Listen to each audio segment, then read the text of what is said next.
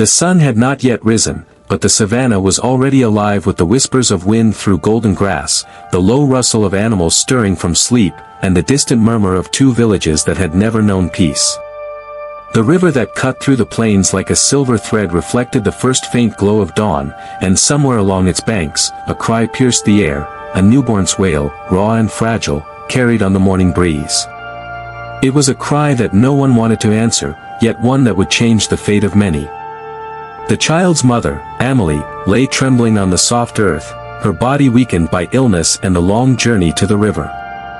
Her arms clutched the infant as if he were the only thing holding her to the world. Her eyes searched the sky as if begging the sun for mercy. "Peace," she whispered, a word heavier than any spear, lighter than a feather, a word that carried hope she would never see fulfilled. And then she was gone, leaving the child alone beneath the vast expanse of sky, the wind playing through the reeds around him, and the river flowing steadily as if to remind the world that life always moves forward, even when humanity fails. The villagers discovered the child soon after. Nkosi elders argued fiercely that he was theirs because the mother's last breath had been taken on their soil. Mbala elders claimed he belonged to them, pointing to the cloth swaddling him, woven in patterns known only in their village. Voices rose, accusations flared, and the child's fate hung in the balance like a leaf in the wind. Neither side wanted the responsibility, yet neither wanted to appear wrong. In the end, they left him on the riverbank, abandoned by all. He was a child of no one, and so he became known as Kato, the second-born, the boy whose life began amidst the silence of rejection. Tamba, an old wanderer whose beard had turned white with the passage of countless seasons and whose back bent under the weight of age and experience, found him. He had long since left behind the violence of villages and warriors, preferring the quiet counsel of nature and the wisdom carried by rivers and trees. He knelt beside the child, cupping his tiny body in his hands. "If no one will take him," he said softly, "then I will. He shall not starve while I yet breathe." And so, Kato was taken under Tamba's care, learning early that the world could be cruel, yet there were still souls willing to embrace kindness. The boy grew in solitude. Children ran past him in the fields, laughing, teasing, calling him ghost child or cursed child. When he approached the Mbala fields, elders shook their heads at him, warning their grandchildren to stay away. But Kato found companions in the songs of birds, the rustle of reeds, the secret hiding places beneath trees where shadows played, and the river, which seemed to speak only to him. He learned to listen to the whispers of the wind, to understand the language of the stars at night, to feel the heartbeat of the earth beneath his feet. Tamba would often say, "Child, the world already has too many blind men. See what others refuse to see." Kato listened, storing the wisdom deep within him.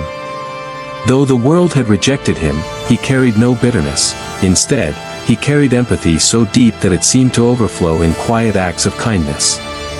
He fed stray dogs and shared what little he had with birds that perched near him. He tended the injured creatures that no one else noticed, speaking to them softly, murmuring words of comfort. Even the river, steady and patient, seemed to recognize him as its own child. As the years passed, the village's troubles grew heavier. The rains came late, the earth cracked under relentless sun, and the river shrank to a mere thread of water that could barely quench the thirst of both villages. Hunger crept into homes, cattle grew thin, and children cried in the night for water that did not come. The people of Nkosi accused Mbala of poisoning their wells. The people of Mbala claimed Nkosi warriors had stolen their goats. Suspicion bred anger, and anger stirred the drums of war. Spears were sharpened, shields polished, and warriors trained under the scorching sun and the cold nights. One fateful night, Nkosi youths crossed the river and raided the Mbala cattle pens. In retaliation, Mbala warriors ambushed hunters in the forest. By sunrise, 3 men lay dead, their blood soaking into the cracked earth, a grim reminder that hatred only breeds more hatred. Mothers wailed, children trembled, and fathers swore vengeance. Both villages prepared for a war that seemed inevitable, a war that would consume generations if it were allowed to proceed unchecked. Kato, now 18, stood at the riverbank as the first light of dawn broke over the horizon.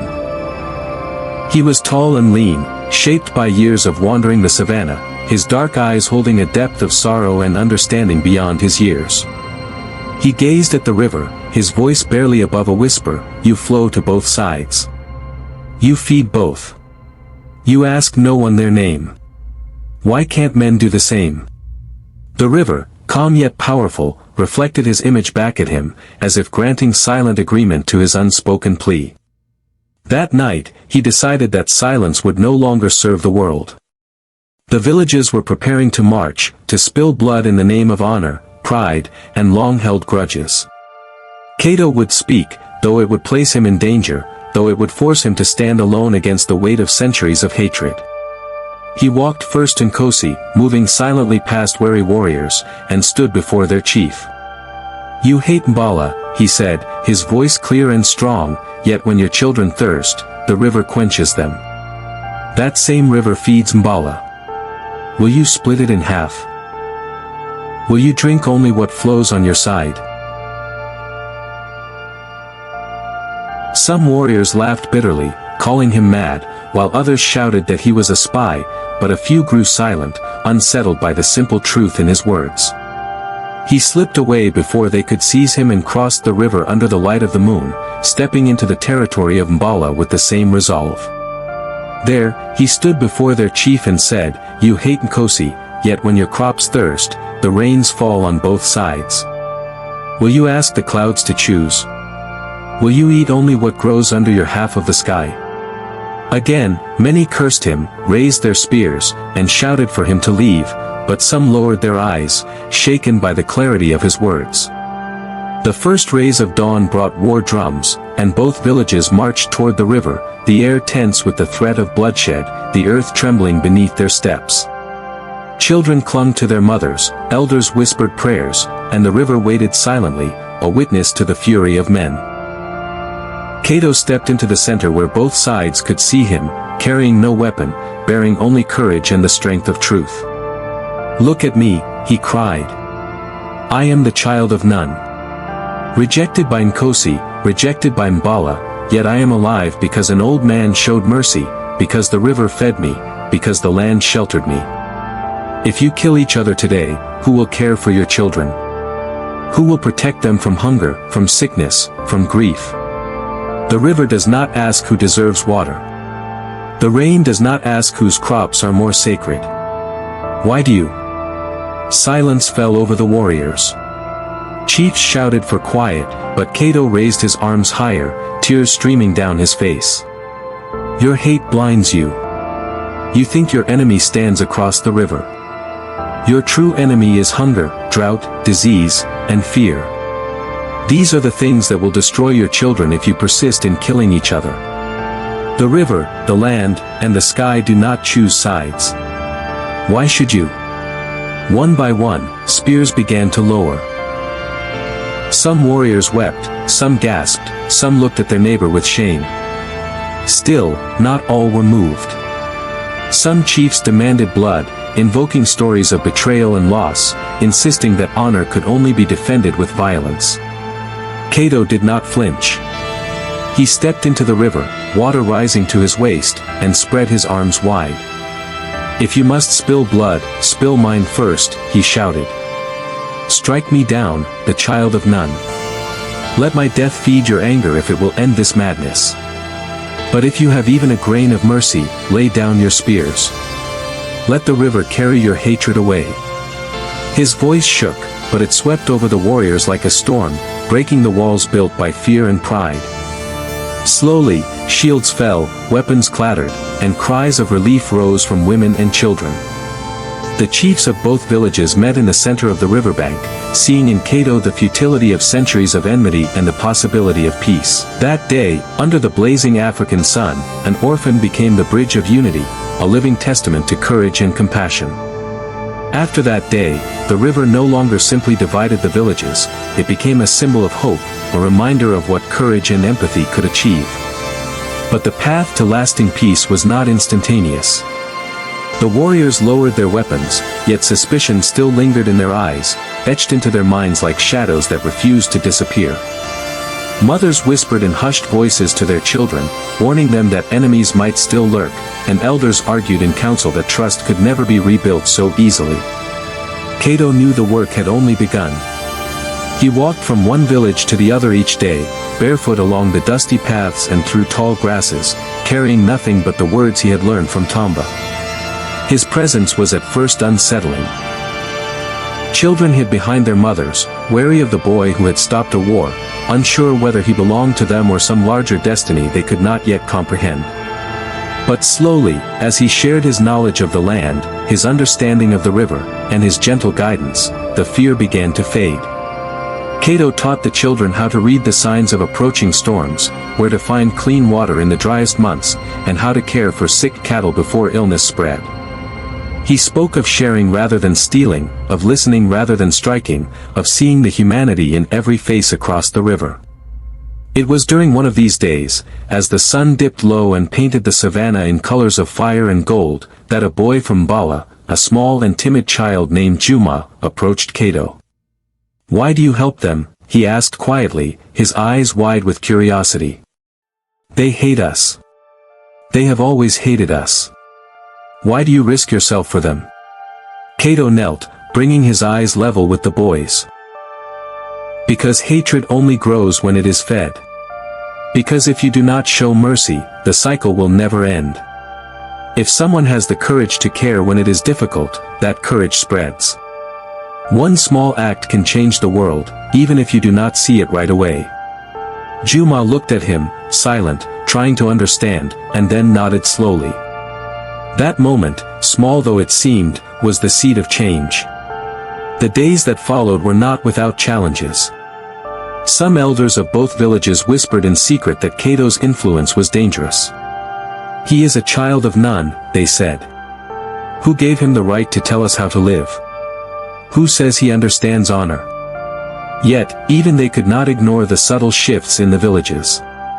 Where once the riverbanks had been battlegrounds, children now played near the water, sharing fishing lines, chasing frogs together, and laughing at the sun's reflection on the rippling surface.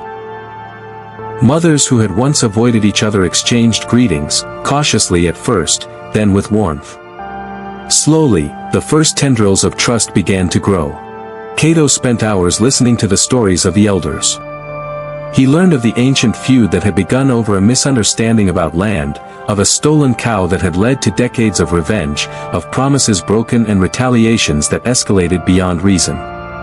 He listened without judgment, storing every word in his memory, learning the fears and hopes of both villages. Then he spoke, not with commands, but with questions that made them think. "If the river nourishes both of you," he asked one council, "why do you starve each other with anger? If the sun shines on both your fields, why do you quarrel over who deserves it more?"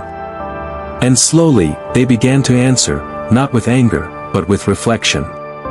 Conversations that had once ended in arguments began to reach tentative conclusions.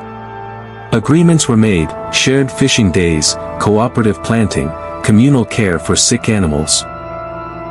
Kato watched quietly, a small smile on his face, knowing that the first steps of peace were always fragile and required patience beyond measure. One afternoon, a terrible drought struck the region. The river shrank further, and crops failed under the relentless heat. Panic rose in both villages. Old fears resurfaced, the temptation to seize water, to hoard food, to blame the neighbors. But Kato stood in the center of the riverbank, calling both villages to him. He spoke with fire in his voice, not of anger, but of urgency. "If you quarrel now, all will perish. If you fight for what is yours alone, you will lose what sustains you all. You are stronger together than divided. Share what little you have, and you will survive. Refuse, and nothing will remain for anyone." At first, some warriors shifted uneasily, hands on weapons, ready to defy him. Then, slowly, one elder stepped forward from Kosi, followed by another from Bala. Together, they agreed to cooperate. Water was drawn from the river fairly, food was rationed carefully, and work was divided between the villages. The crisis revealed the truth of Kato's words: unity brought strength, and selfishness led only to ruin. Kato watched quietly, a sense of quiet satisfaction washing over him. His life's mission had never been about glory, it had always been about showing that even a single voice, spoken with courage and truth, could ripple outward to save generations. Years turned into decades. Kato grew older, but his spirit remained youthful and vibrant. The villages, once enemies, were now part of a larger community. They cultivated the land together, traded freely, and celebrated the cycles of life with joint ceremonies. Kato continued to walk the path between them, offering guidance, wisdom, and compassion. He never commanded, he merely showed the way, letting his actions speak louder than words. Even in his final days, Kato remained at the riverbank where he had first spoken to the warriors, where he had pleaded for mercy, where he had placed himself between life and death. His eyes, still sharp, reflected the flowing water, the children at play, and the elders tending crops together. When he passed, both villages mourned deeply, not just for the man, but for the embodiment of hope he had represented. They buried him by the river, the soil nourished by his presence, and carved his name into a simple stone, Kato, the Bridge of Unity. There were no titles of power, no elaborate ceremonies, only the acknowledgement of a life that had taught them the essence of humanity. Even after his passing, the river continued to flow, as it always had, reflecting the sky, nourishing the land, and carrying memories of Kato's life to future generations. Children grew up hearing his story, learning that courage was not the absence of fear, but the decision to act despite it. They learned that kindness was stronger than anger, that listening could heal wounds that violence never could, and that a single person, even one with no name or family, could change the destiny of many. Seasons turned into decades, and decades into centuries. The villages thrived together, their lives intertwined with mutual respect, shared labor, and celebration of the land that had once divided them. Travelers passing through marveled at the harmony, asking elders how such peace had been achieved. And always, the elders would point to the river and say, "It began with a boy who had no one, yet belonged to all." The river itself seemed to honor him. When the wind stirred the reeds, it whispered stories of courage. When the rains fell, it nourished both villages equally, a living testament to fairness and unity. When the sun painted the plains in gold, the shadows carried the echoes of laughter and life, proof that love and understanding endure beyond the limitations of time. Kato's story became more than legend, it became a guiding principle. Families told their children that the world could be harsh, that enmity and greed were easy to fall into, but that a single act of courage could ripple outward and transform entire communities. They recited his words, "The river does not ask who deserves water. The rain does not ask whose crops are more sacred. Why should you?" And in those words, generations found wisdom. As the sun set one evening, casting long golden shadows across the savanna, the villages gathered by the river for a final tribute to Kato's life. They placed flowers and small tokens of gratitude on the stone marking his grave. Children, laughing and playing, told stories of his deeds with wonder and admiration. The elders shared memories of his lessons, reminding everyone that peace required constant care. And in that quiet, sacred moment, it was as if Kato himself stood among them, smiling, watching the legacy he had nurtured flourish. In the distance, the wind carried his voice, or perhaps the echo of Amelie's whispered word, "Peace." It flowed across the plains, over the villages, through the hearts of every living soul who had learned to care for one another. It reminded them that love and courage can conquer hatred, that empathy can break the chains of revenge, and that a single life, even one born into rejection, can leave a mark more enduring than centuries of conflict. The final beauty of Kato's story was not in his deeds alone, but in the way life continued to honor them. The river, eternal and patient, flowed on. The villages, once divided, thrived together. The children grew strong, compassionate, and wise. And in every gentle breeze, in every ripple of the river, in every shared smile, the world remembered the boy who had shown that belonging is not always about blood, land, or names, but about the courage to act with heart, the strength to forgive, and the vision to unite even when all seemed lost.